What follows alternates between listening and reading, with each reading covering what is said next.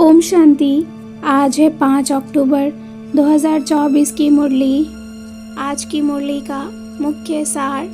बाबा ने कहा, मीठे बच्चे, बाबा आया है तुम बच्चों से दुख धाम का संन्यास कराने। यही है बेहद का संन्यास। प्रश्न, उन सन्यासियों के संन्यास में तुम्हारे संन्यास में मुख्य अंतर क्या है? उत्तर, वे सन्यासी घर बार छोड़कर जंगल में जाते, लेकिन तुम घर बार छोड़कर जंगल में नहीं जाते हो। घर में रहते हुए सारी दुनिया को कांटों का जंगल समझते हो। तुम बुद्धि से सारी दुनिया का संन्यास करते हो। आज की मुरली का मुख्य पॉइंट्स बाबा ने कहा, पहला नंबर मूल है देह अभिमान। उसके बाद ही फिर और विकार आते हैं। देह अभिमान के आने से मनुष्य एक दो को दुख देने लगते हैं। इसलिए बाप समझाते हैं, अपने को आत्मा समझो और देही अभिमानी बनो।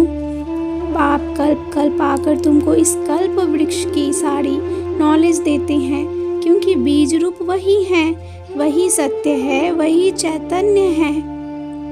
तुम्हें इस झाड़ को भी याद करना है और चक्र को भी याद करना है। इस दुख धाम को भूलते जाओ, इससे तो पूरा वैराग्य होना चाहिए। यह सारी सृष्टि है ही कांटों का जंगल और सतयुग है फूलों की दुनिया। वहाँ तुम सच्चा सोना हो।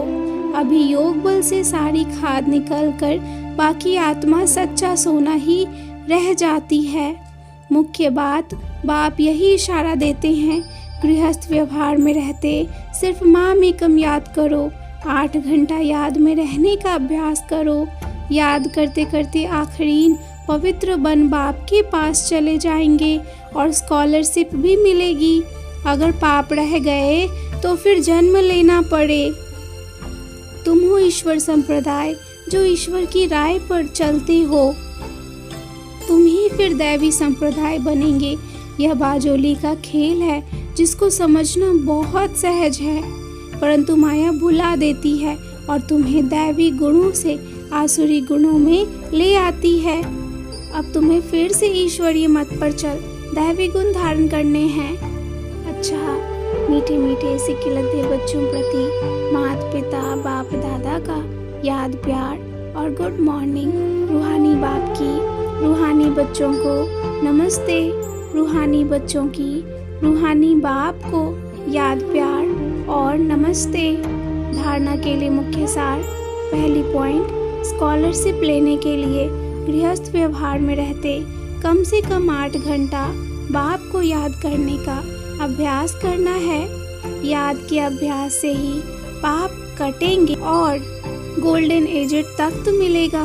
दूसरी पॉइंट, इस दुख धाम से बेहद का वैराग्य कर अपने असली निवास स्थान शांति धाम और सुख धाम को याद करना है। देह अभिमान में आकर किसी को दुख नहीं देना है।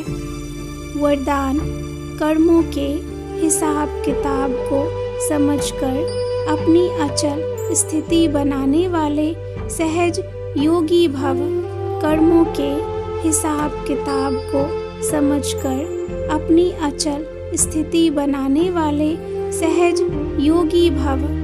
चलते चलते अगर कोई कर्मों का हिसाब किताब सामने आता है तो उसमें मन को हिलाओ नहीं, स्थिति को नीचे ऊपर नहीं करो। चलो आया तो परख कर उसे दूर से ही खत्म कर दो। अभी योद्धे नहीं बनो, सर्वशक्तिवान बाप साथ है तो माया हिला नहीं सकती। सिर्फ निश्चय के फाउंडेशन को प्रैक्टिकल में लाओ और समय पर चूज करो तो सहज योगी बन जाएंगे। अब निरंतर योगी बनो, युद्ध करने वाले योद्धे नहीं। स्लोगन, डबल लाइट रहना है तो अपनी सर्व जिम्मेवारियों का बोझ बाप हवाले कर दो। डबल लाइट रहना है तो अपनी सर्व जिम्मेवारियों का बोझ बाप हवाले कर दो। अच्छा, ओम शांति।